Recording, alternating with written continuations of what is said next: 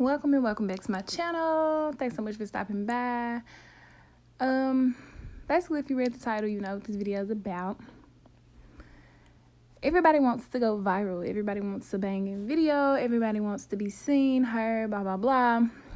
So stay tuned and I will try my best to show you a little trick that might help you get noticed.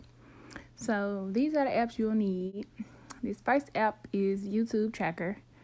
You go down to the bottom where it says grow, you click on it and it'll say video tags extractor. You'll need that in just a second.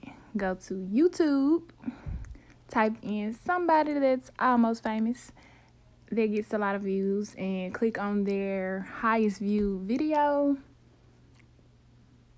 Then you will copy the link from the video, and once you copy the link from the video, once you finish that, you will go to the YouTube Tracker app and paste the link. Once you paste the link, a lot of tags will come up. All the tags that person used will pop up and they're accessible to you. This app, YouTube Tracker, makes it so easy that you literally can copy and paste all of the tags. All of them. You can do this on any video, but I would suggest you get a video that has high views because you know the tags that you use are more than likely going to be seen.